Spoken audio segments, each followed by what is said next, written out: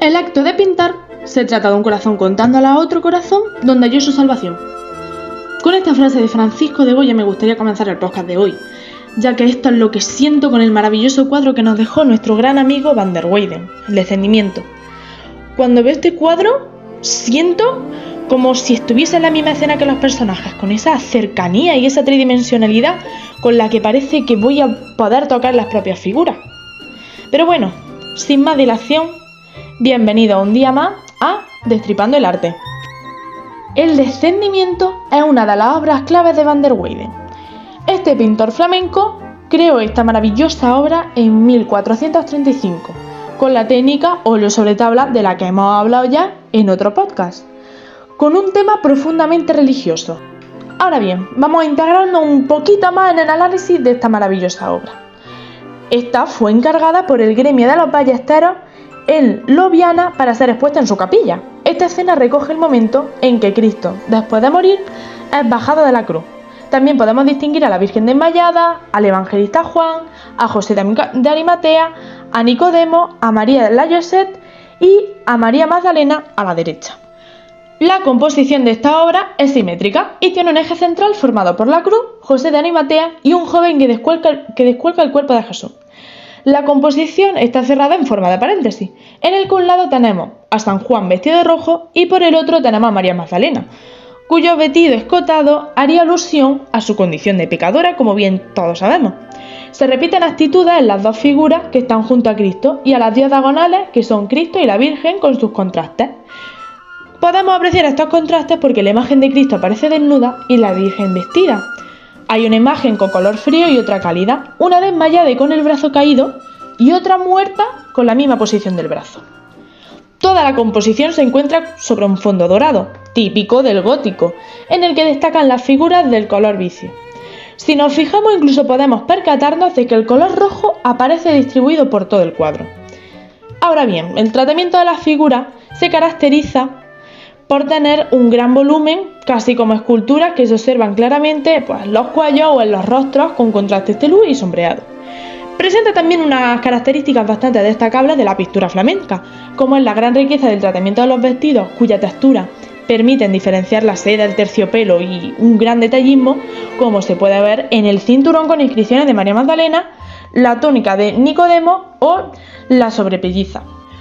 Una de las grandes aportaciones de este cuadro, que es muy destacable, es la gran expresividad para representar el dolor, como podemos ver clarísimamente en la cara de angustia, de pena, de llanto y de desmayo de la Virgen.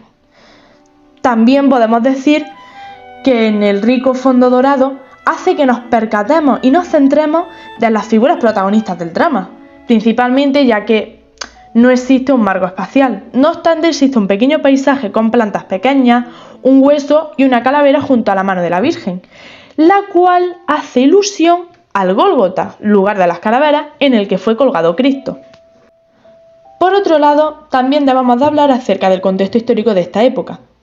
Se encuentra en la Edad Media o Edad Oscura, que fue un periodo histórico entre la caída del Imperio Romano, 476 después de Cristo, como bien sabemos, y el inicio del Renacimiento, 492, que fue el descubrimiento de las Américas por los reyes católicos. Este periodo se caracteriza por la exclusividad de temas y personajes religiosos en el arte, como el conocimiento estaba reservado por la monarquía y los jerarcas de la Iglesia. El arte se convierte en la literatura de los laicos, ya que casi nadie podía acceder a ella, pero a una iglesia o a una pintura podían llegar muchas personas. Es por esto que a través del arte en la iglesia la gente aprende sobre los pasajes de la Biblia y las enseñanzas del Evangelio. Tras el cierre de la Escuela de Atenas y el incendio de la Biblioteca de Alejandría, a finales de la Antigüedad el conocimiento de la humanidad tuvo siglos de retraso. Sin embargo, a finales de la Edad Media llega el gótico y con este la reapertura de universidades en Europa y el inicio de un nuevo arte, principalmente la pintura gótica italiana y flamenca. Y después la arquitectura gótica religiosa, que es un estilo que será la antesala de la época de esplendor, mejor conocida como Renacimiento, de la que ya hablaremos en otro podcast. En la pintura gótica hay un desarrollo muy importante en la pintura sobre tabla, que adopta una forma de tríptico, cuya culminación es el retablo, que es la composición de numerosas tablas que incluye esculturas y se coloca como decoración del altar.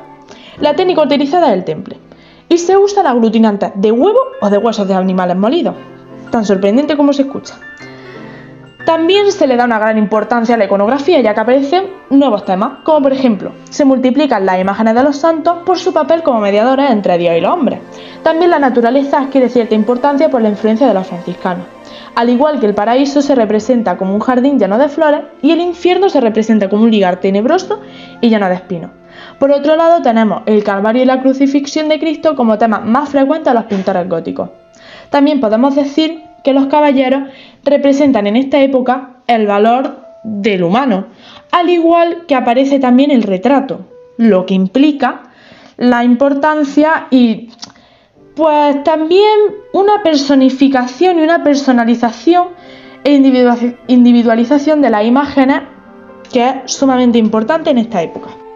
Ahora bien, sabemos que esta obra es flamenca, pero claramente dentro del flamenco vamos a encontrar otros pintores y otras características que la diferencian del resto.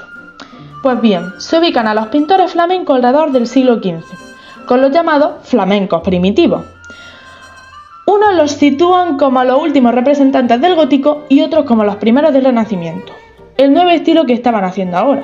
Desde mitad del siglo XIV alrededor, los territorios de Flandes comienzan una etapa de esplendor tras el matrimonio de su heredera al trono con Felipe el Atrevido, duque de Borgoña. La nueva corte tendrá mucho interés en el arte, algo que sinceramente a mí me gusta mucho. Hay también un crecimiento muy importante respecto al conocimiento de la burguesía por el arte. Esta nueva clase social, formada por comerciantes y banqueros, se une a los clientes tradicionales de la obra artística que anteriormente eran la iglesia y la nobleza. Poco a poco, la burguesía empieza a demandar obras de arte, pero estas de menor tamaño, claramente, ya que se adecúan al mundo privado alrededor de sus mansiones, que tampoco es que tuviesen pisitos como nosotros. Nace así de esta manera el cuadro a caballete, fácilmente transportable, que se ve favorecido por la invención de la técnica al óleo.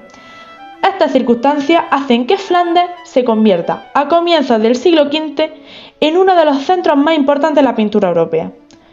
Los pintores flamencos estaban también agrupados en gremios, que garantizaban su formación y controlaban la calidad de las obras. Las características más importantes son que pintaban sobre tabla, que preparaban con varias capas de estuco, cola animal o blanco de plomo. Empezaron a utilizar y a perfeccionar la técnica al óleo, que como bien sabemos es pintura con base en aceite, mejoraron el uso de las veladuras y se sirvieron de pinceles finísimos para no dejar huellas sobre la tabla, algo sumamente magnífico, al igual que se preocupan por el dibujo, hecho con sumo detalle, con el que procuraban reproducir con fidelidad pelos, arrugas, telas, algo increíble. Muy importante también es la concepción tridimensional del espacio, a la que llegaron a través de la intuición y la práctica, con el tratamiento de los interiores y la forma de representar la luz, los reflejos y las sombras. Contribuye también a crear un espacio pictórico ilusorio. Hay un uso de los espejos convexos que ayudan a que aumente también el espacio y a que el espectador se sienta como dentro de la escena. Tenemos, por ejemplo, el matrimonio de Arnolfini o San Juan Bautista y Enrique Güell, con buenos ejemplos de ello. Los temas religiosos son tratados como si fueran algo cotidiano.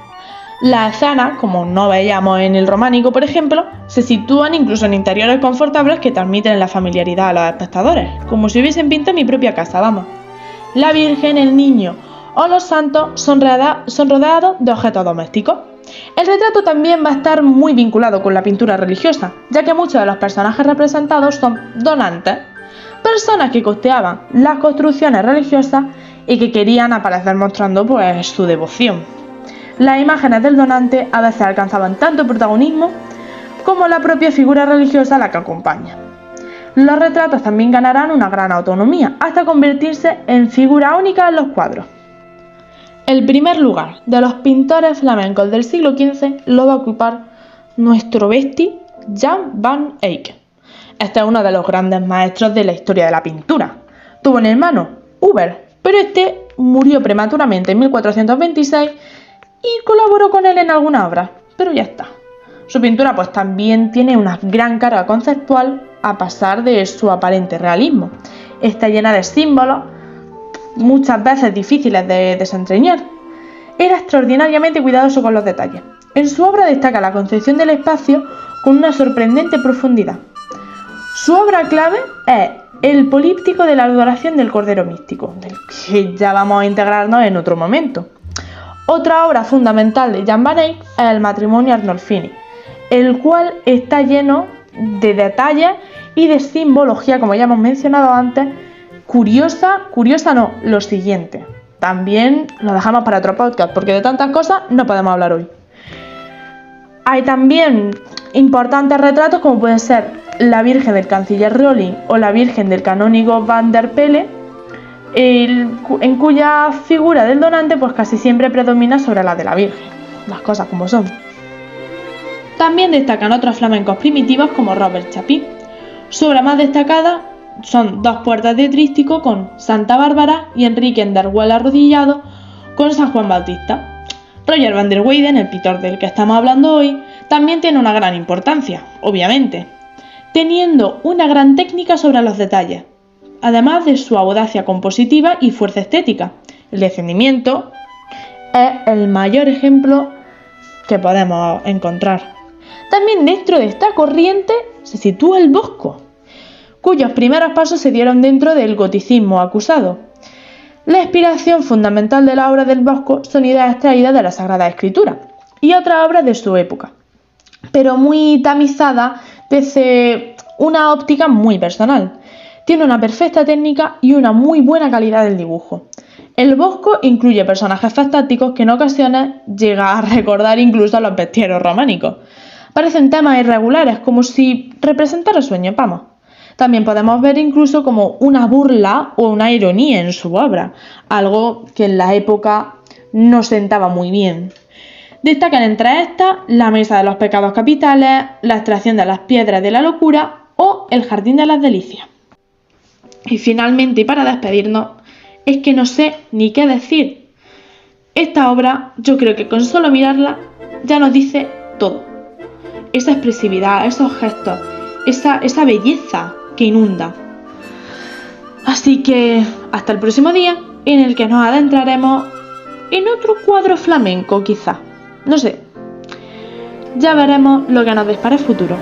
Y como siempre digo, que el arte os guíe.